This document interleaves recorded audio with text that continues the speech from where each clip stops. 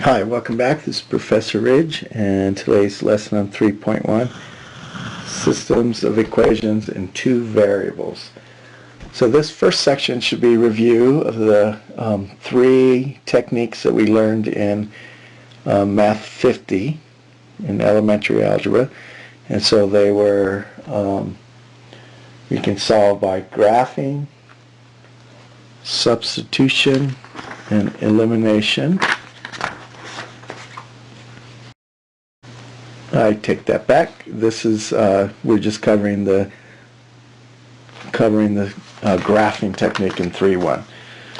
So basically, I like to call this chapter like 5 different ways to do the same thing, because we're going to cover the three, like I just mentioned, the 3 techniques we learned in 50: graphing, substitution, elimination, and then we're going to add a couple other techniques that we haven't learned yet. All right, so let's get started. Systems of equations. A system of equations is a set of 2 or more equations in 2 or more variables for which a common solution is sought. So remember, a solution is the replacement for the variable, or replacements for the variables, that makes this equation true. So for a system, we're looking for things that make all the equations true at the same time. Okay, so determine whether the ordered pair is a solution to the system of equations. We'll look at exercise 9. We want to know if the point 2, 3, is that a solution to 2x minus y equals 1, 5x minus 3y equals 1. So this is a system of equations. And to be a solution to the system, it has to be true for both. So we're going to do just like we did with equations. You plug in the 2 for the x, 3 for y, and we're asking this question: does that equal 1? So we get 4 minus 3 is 1. Yes. And remember, to be a solution to the system, it has to be true for both of them. So let's see, we got 10 minus 9, that's 1. So that's yes. So since you got yes for both, then you say yes, 2, 3 is a solution to the system.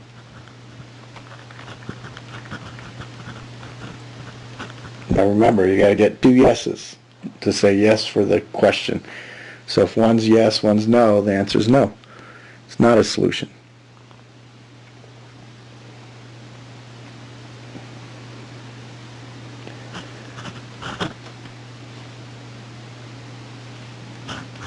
So it's -1, -2, a solution to the system x plus 3y equals -7, and 3x minus 2y equals 12. So we're going to plug it in. Let's see,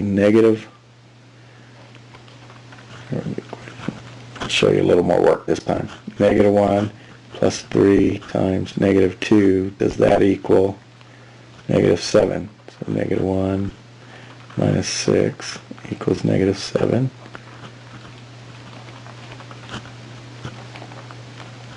Yes.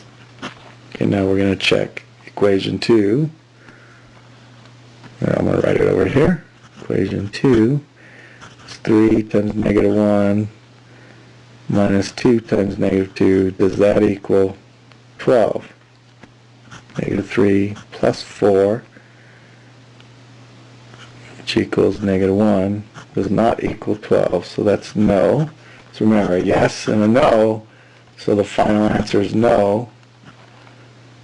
-1, -2 is not a solution to the system.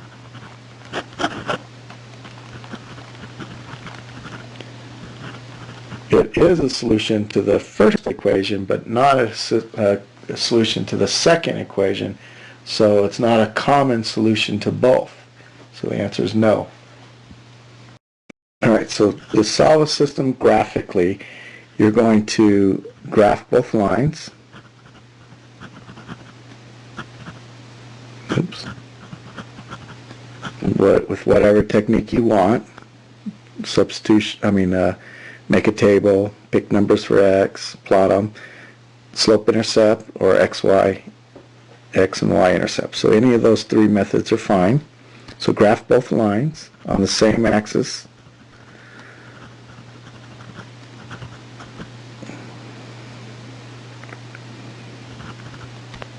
By the way, that's plural for axes with an I.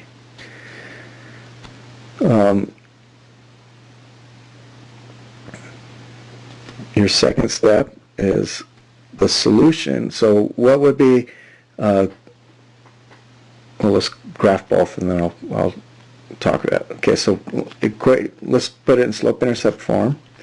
So I'm going to subtract the x from both sides. So the y-intercept is 6.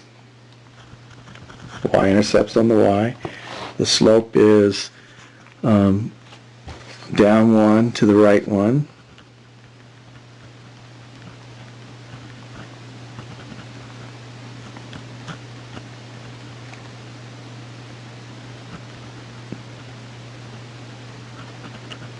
I'm going to go down 1, right 1. Down 1, right 1. It would be really helpful to do this on graph paper because our solution, we want to see where it crosses, so we want to be really precise with this. You can't see that I'm using a ruler, but I'm using a ruler to help me be a little more precise. Down 1 to the right 1, and then I put my ruler down, draw the line through all those points.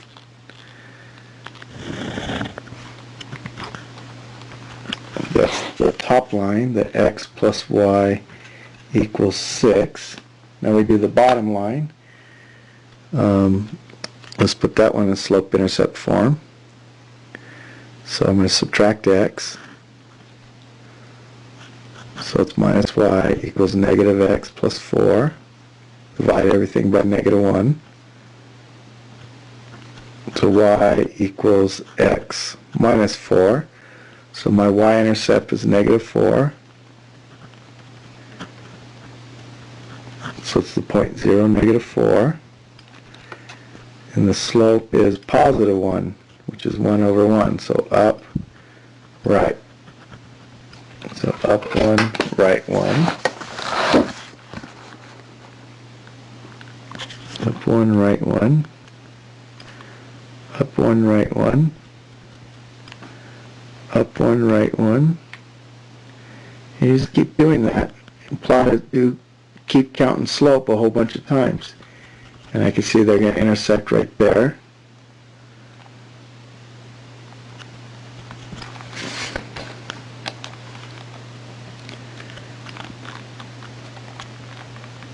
I guess that was off a tiny bit, but not too bad.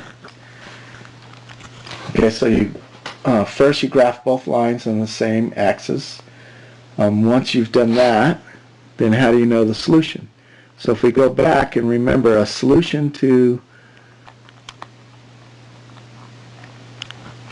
the top equation is a set of all points that make that statement true, all the x, y. So this line, all these points on this line are solutions to the top equation, x plus y equals 6. All these points on the other equation are solutions to the bottom equation, x minus y equals 4. So what solutions do they have in common? And the answer is the intersection point. So the intersection point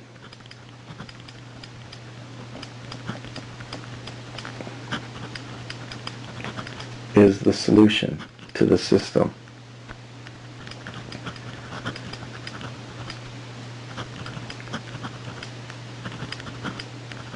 Now there's two special cases. What if it doesn't have an intersection point? What if it's two parallel lines? Then of course you would say no solution.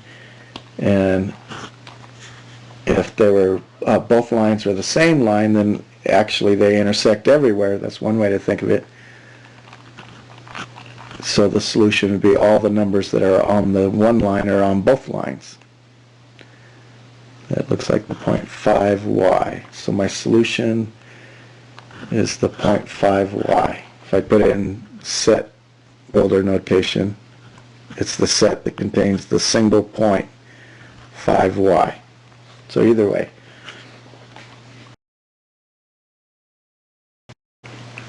Let's try number 30. Y equals negative 1/3 x minus 1. So the y-intercept is 0, negative 1. So remember, just review, y equals mx plus b. This number is the y-intercept, the y-coordinate of the y-intercept, and the number in front of x, that's your slope.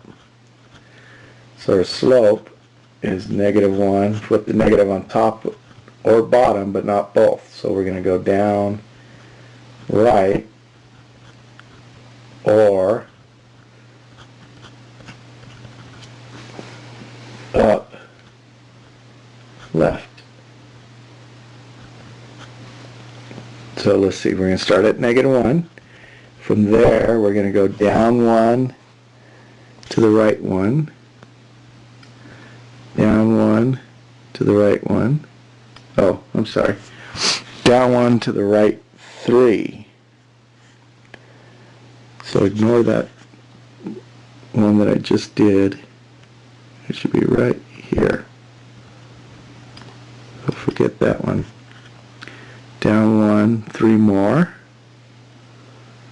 That'll get me to 6. If I go the other direction, I can go up 1 to the left 3, and up 1 to the left 3. So 1, 2, 3. And I can draw my line through those points.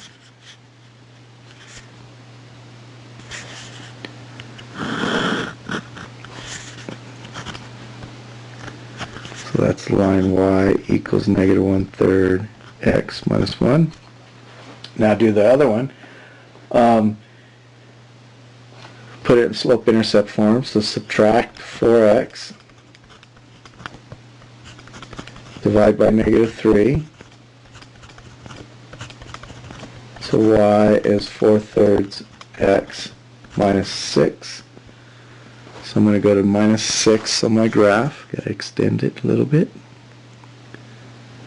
The other thing I can do is I can just kind of in my head think, okay, the dot's there at negative 6, and then count up in my head without plotting. I would go up 4, so 1, 2, 3, 4, to the right 3, which is right here. And then I'd count from there again, up 4, 1, 2, 3, 4, to the right 3.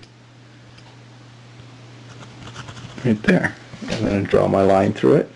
And I already see the solution. It's that point. It's a nice one. It's the point. That's my solution. So the solution is the point. Okay. So a solution set, right, we use the set brace, contains the point. What's the x-coordinate? 3. The y-coordinate? Negative 2. So that's the solution. That's the solution to the system. It's the point that's common to both, the intersection point. Alright, so to show you just the special cases, so if I graph this, I just made it up real quick. Y equals 2x plus 3. So you go to 3. Slopes up 2 over 1. My ruler here. Up 2 to the right 1.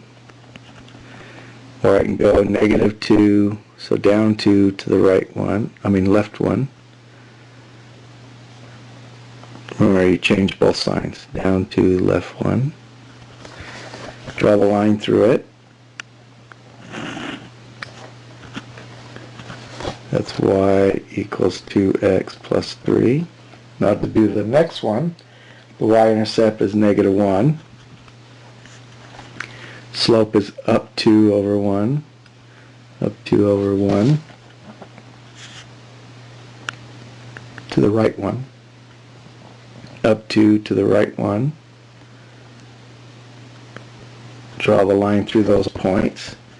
And you see that the lines are parallel, and we knew that because the slopes are equal and the y-intercepts are different. So those are parallel lines.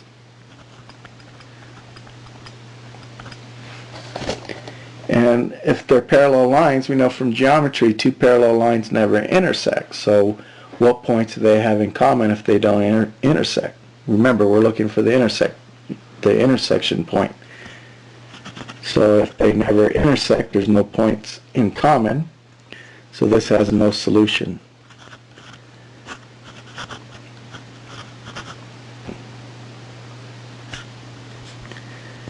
Now if I had y equals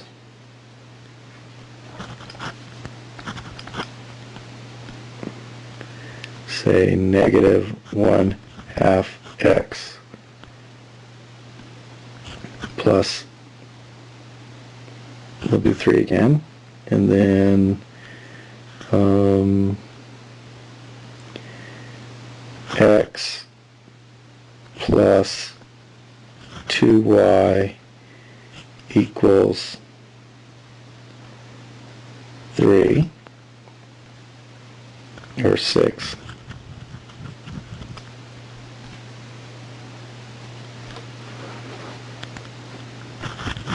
If I were to graph this,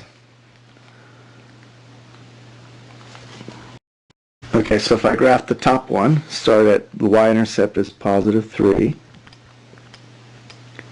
slope is down 1 to the right 2, down 1 to the right 2, down 1 to the right 2. So that's my line.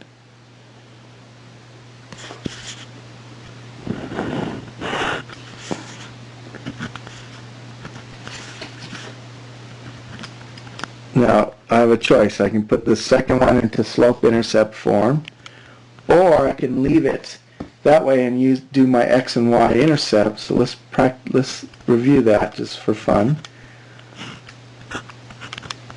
And what I do is I'm going to put in 0 for y, so x plus 2 times 0 equals 6, so x must be 6.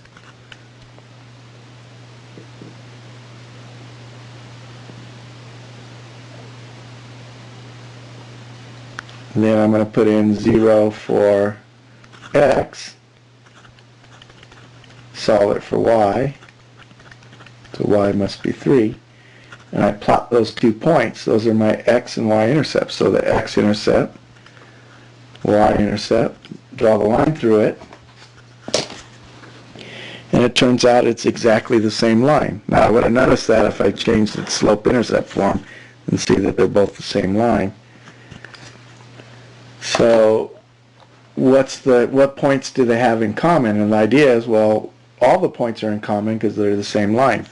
So the way you write this solution set, in Math 50 we just said, oh, there's an infinite number of solutions.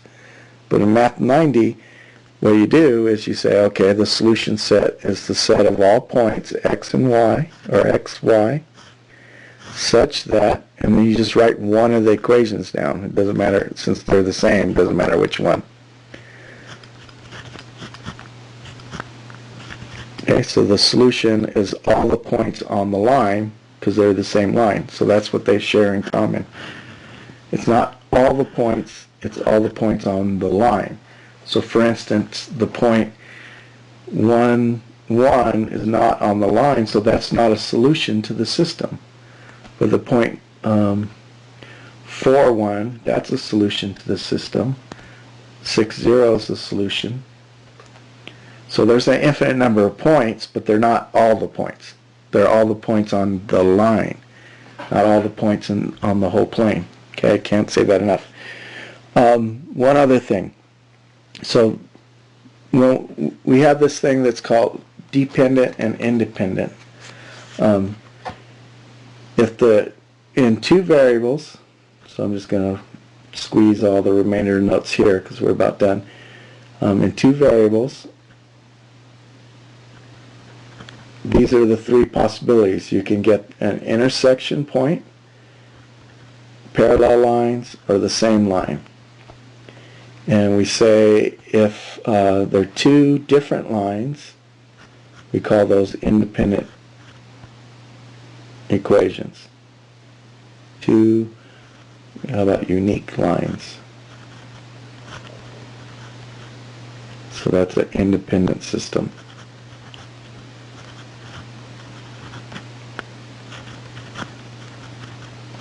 If it's the same line,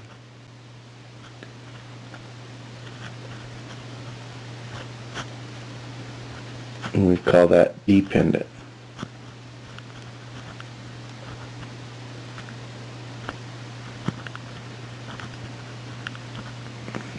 And then we talk about solutions. If you have at least one solution, so that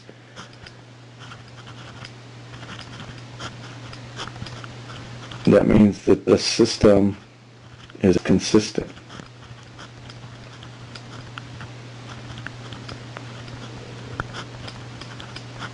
If you have no solution,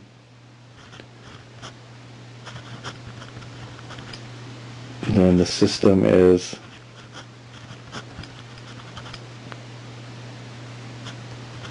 inconsistent. Okay, so if I asked you for these three examples, which ones are dependent and which ones are independent? So this is independent. This one's independent.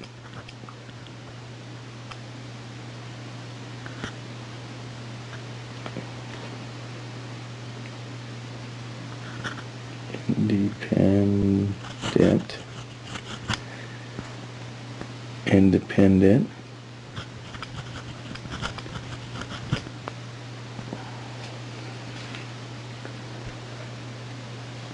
And this one's dependent.